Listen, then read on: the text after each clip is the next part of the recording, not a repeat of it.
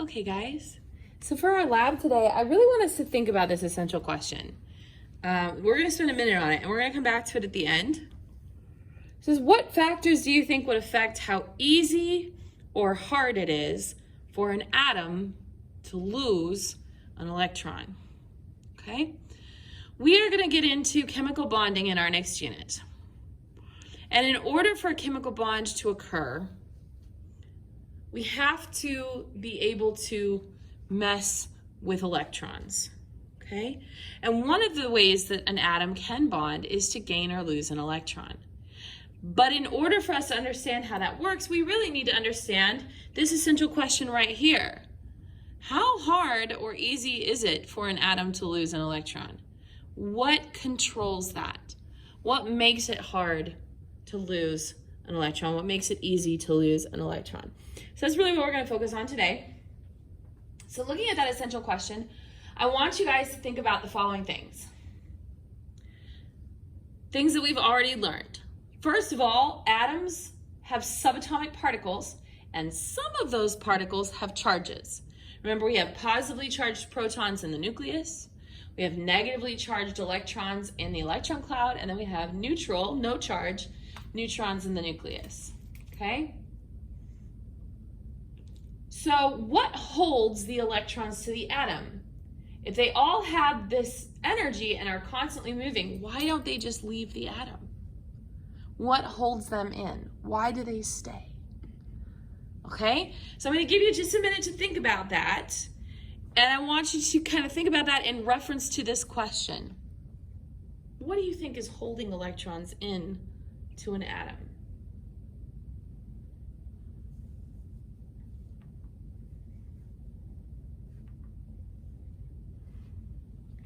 Okay, so hopefully everybody has these questions. You can either pull them up and just record your answers in your notes, or if you're able to print them out, go ahead and print them out. But you do want to have these handy while you're watching the video, because as I work with the magnets, you're going to look for ways to answer these questions. Okay, so you're going to try to answer these questions while I do the lab piece. So what I have today,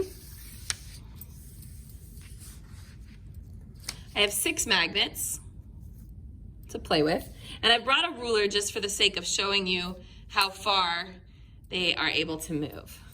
Okay, the 6 magnets that I have 2 small ones, I have 2 medium-sized ones,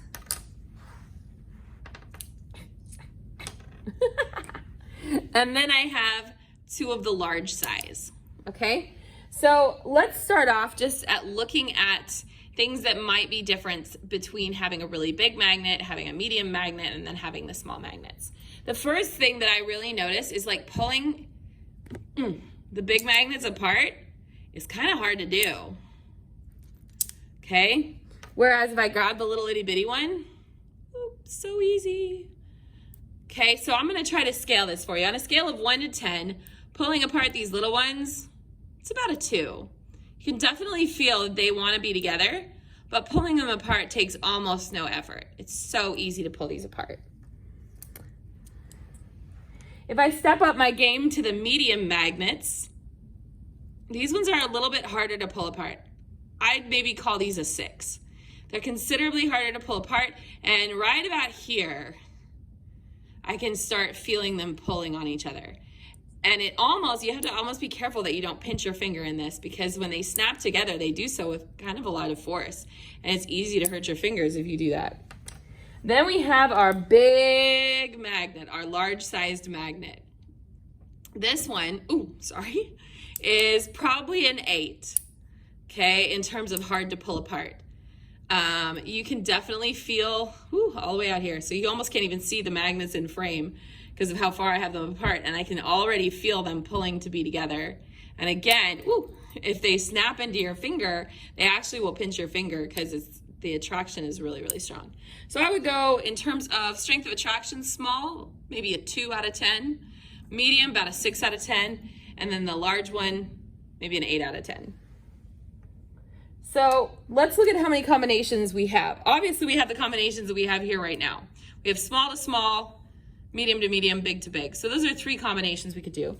But I could also play with, if I can get them apart from each other, 1 small and 1 medium.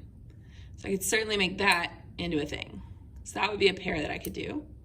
I could also do 1 medium and 1 large.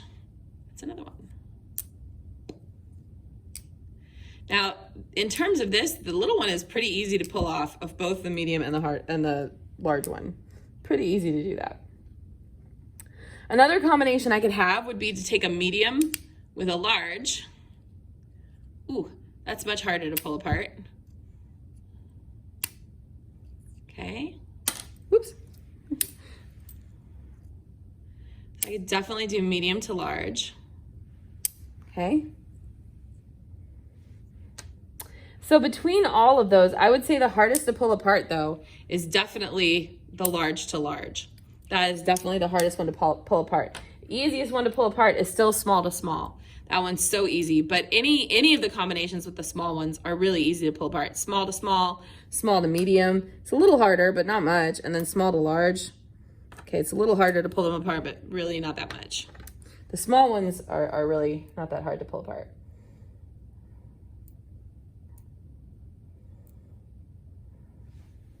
Okay, so as I have these magnets, one thing that I'm noticing is like I can start to feel the pull between them from right about here. I can feel it, but the further together I get them, the stronger and stronger that pull is. And when we're here, super close, I almost can't stop them. Even though the attraction here isn't very strong, it's still really easy for them to just snap together.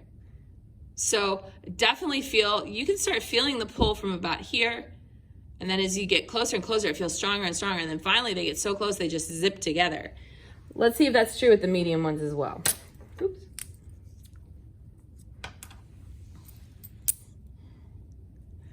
You can actually, okay, so a little bit further out with the medium ones, I can definitely feel the pull starting from right about here. So right about here, I start feeling them pulling on each other. And now we get them super close, and it's so strong there. You almost can't hold on to the magnet because it's such a strong pull. And eventually they get so close together, they just snap. So the closer they are together, the more you feel that pull. Okay, and then once they're together, you definitely feel that pull if you try to separate them. Let's look at the big ones. So the big, wow, these are strong. So right about here, no, right about there is where you start to feel the attraction between them. And then as they move closer and closer, you can feel the pull is getting stronger and stronger. I'm gonna actually let go of this and see when right there. From this far apart, they will zip together. That's how strong their attraction is. I can hold them this far apart and they will jump right out of my hand to be together. So that's pretty strong. The other thing I want to show you with these, we can make them jump to each other. But if I take this magnet and I turn it around, ooh, that's a different kind of force. I no longer feel a pull, I now feel a push. And if you notice, I can actually make that other magnet move away from this because it is being repulsed or repelled. So this is called repulsion. And sometimes the attraction is so strong, you can make the magnet flip over and it'll attract. Okay, so 2 things can happen here. We can actually use the repulsive side to push something away, or it's such a strong attraction from the other side that it's capable of flipping that over. All right, so I'm going to do one more thing for you, or at least I'm going to try to. I'm going to show you, I'm going to use a ruler, and we're going to see how close we can get our magnets together before they go zooming towards one another. So I'm going to put my small magnet here, and I'm going to take my other small magnet. I'm going to start all the way out at 6 inches. I'm going to work my way to 5, 4, 3, 2 inches, 1 inch. Oh, right about 1/2 inch. So the small magnets will zip together when they're only 1/2 inch apart. Let's try that same experiment with the medium-sized magnets, if I can get them apart in the first place. So I'm going to put my medium magnet here. I'll start at 6, 5, 4, 3, 2, 1. Ooh. 1 inch is where we got it to zip in.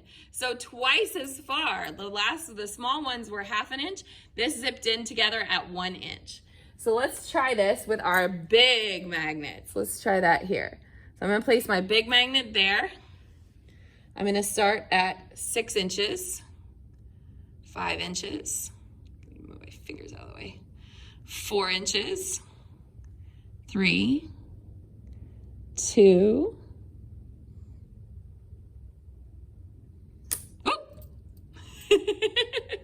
so about 1 inch, maybe 3/4 of an inch to get the big ones to snap together. All right, so you should still have a few questions left on your paper about the parts of the atom that experience attraction for each other, like what the magnets experience.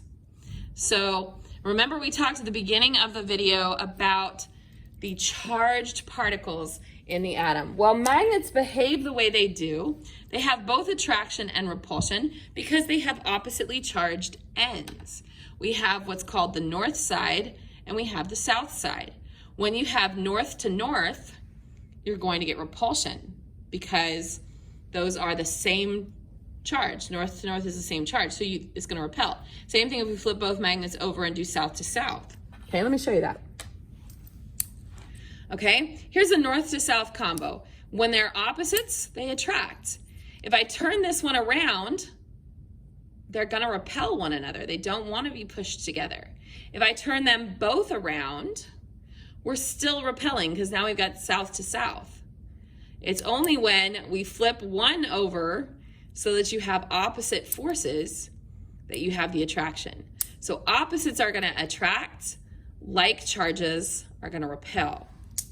So what parts of the atom experience an attraction for each other, like the magnets did? That would be the protons in the nucleus and the electrons in the electron cloud. So why don't the electrons just zoom off of the atom? Because there's an attractive little magnetic nucleus in the middle full of positive little protons that are pulling on those negatively charged electrons. They're drawing them into the atom because they are opposite charges, just like our north-south poles on the magnets, okay? Which of the particles would have the strongest attraction? It's going to be your particles or your electrons that are closest to the nucleus, right? Because the closer we moved the magnets together, the more the attraction was. So the electrons closest to your nucleus are going to have the strongest pull with the nucleus because they're so close to the nucleus. So go back to your essential question from today, which was, what factors do you think would affect how easy or hard it is for an atom to lose an electron? So now we know that the electrons are being held in because they are oppositely charged from the nucleus.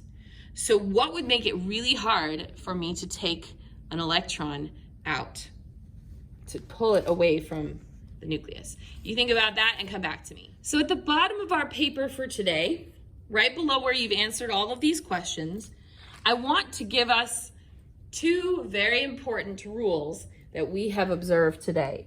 So these are what I call the rules of attraction. Okay? Rule number 1.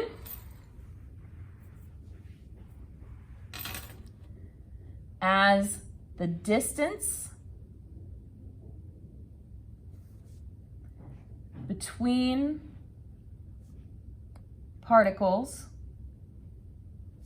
increases, so the particles get further away from each other,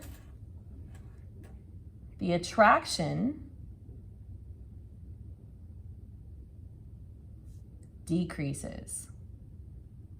Okay? When I pulled the magnets further apart from each other, there was less attraction than when they were closer together. okay? The second rule of attraction that we learned today was as the strength of the magnet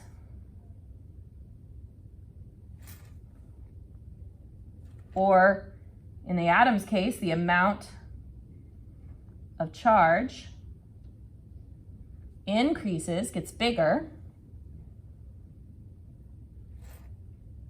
the attraction increases.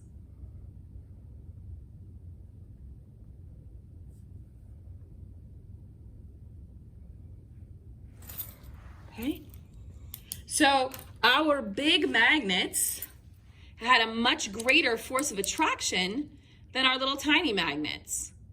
So the bigger the magnet in the middle, or the bigger the nucleus with its much more charged particles, the stronger the attraction for those electrons is going to be. And we will pick up from here tomorrow.